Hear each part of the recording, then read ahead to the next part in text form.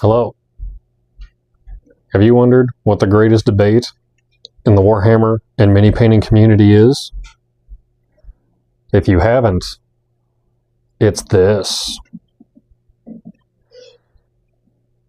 I have never seen so much controversy in a single hobby over a tool. There is a large number of people who say airbrushing is cheating and will actually stop watching content if somebody uses an airbrush. Biggest thing to understand, these are tools. They're handy if you have them. If you don't have the capital for one or don't have the space for one, rattle cans and brushes will do almost the same thing. The only time it's really going to be noticeable and advantageous to have an airbrush is going to be indoors. And that's going to be indoors painting a large model. Yes, you get smoother transitions if you're doing multiple coats and going from color to color. This will be a little smoother and quicker than doing it with a brush and having to glaze and glaze and glaze. But that doesn't mean we have to trash it and everybody who uses one. So today, we're going to go over just a quick overview of the airbrushes I have and kind of the results I've gotten out of them. So we're going to start out right here with this one. This is the TS23 from Grex. There's a lot more numbers than 23 on it, but I don't feel like saying all of them. This is a side-fed, either gravity or siphon feed airbrush. I've had very mixed results out of it. I find it tends to sputter a lot. Cleaning it is an absolute nightmare. This is what I use to prime with. This is the dump a bunch of paint and thinner into the cup, spray everything quick just to get my primer down or base coat. I use it as a spray gun. I don't use this for a lot of blending or anything like that. And then we have the Master Series. This is one that I got in a kit years and years ago. It's a siphon feed. It also came with a gravity feed. I think I paid $60 for 3 of them, so you get what you pay for. Bonus on this one, it's at least got a double action trigger on it so I can control my air and paint flow simultaneously.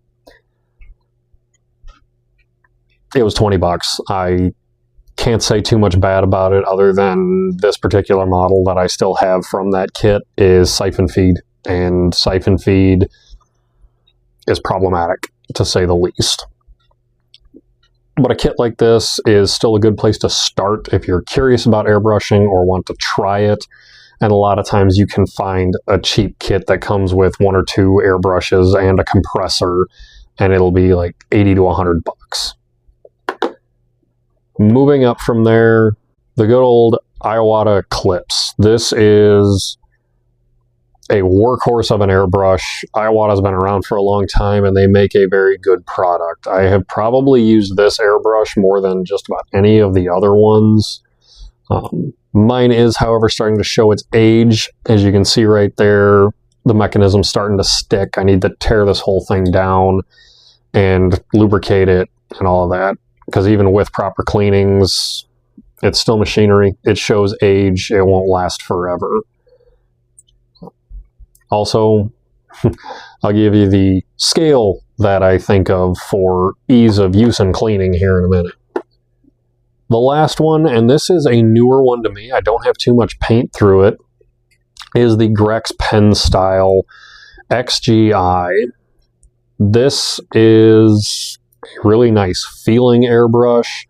The trigger on it is very responsive. It's 2-stage, which you should be looking at in any airbrush you want to use.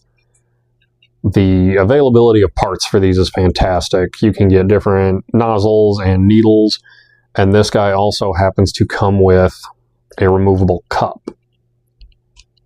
So if I wanted to, I could just clean the airbrush, set the cup to the side dirty, put a new one on, or switch between a smaller cup, or I believe they have one size larger than this. But this feels phenomenal.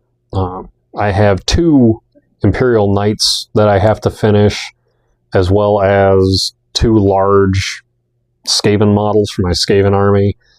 and that will probably be when this thing really gets a workout. I do plan on adding another one to my little collection here, probably to replace the spray gun style one.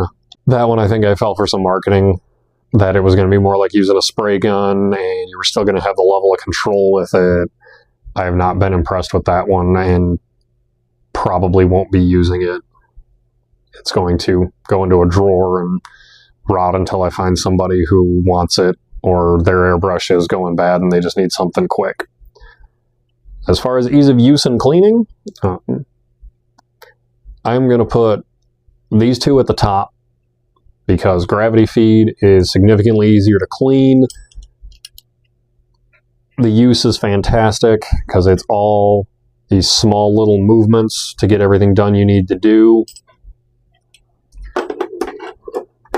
Closely followed by this siphon feed. It's there again, it's these small little movements you can use to keep tight control, keep your lines straight, and keep from getting paint where you don't want it. As far as cleaning, siphon feeds are a little more challenging to clean, just because you either have to hold them upside down or you really have to get in there with a brush and scrub at them. And then there's this monstrosity, which comes into several different pieces. You have a cap on this side because you can put your paint cup on either side. So the paint cup comes off, that cap comes off, the front comes off. There's a lot of pieces to this. I think if I was doing more higher air and larger projects, this would be fantastic. Like if I was doing large scale modeling or train tables or something where I was doing large amounts of work at a time, this would be fantastic. But with miniature painting, it's all very short uses and bursts of air. So I think the tip on this dries out very quick and the nozzle gets jammed, and that's part of the reason I'm having so many problems with this. But otherwise, it's nothing against grex. It's just for our use, this design doesn't function as well as you'd like it to. Just one quick disclaimer. All of these were bought with my own money. Nobody has sent me one. Nobody asked for my opinion, but here it is anyway. But those are going to be the main points behind an airbrush. Thanks for watching, everybody. We'll catch you next time. Make sure to like, comment, subscribe, share with your friends, share with somebody who's highly against airbrushing. See if we can get a few converts over to the way. Goodbye, everybody.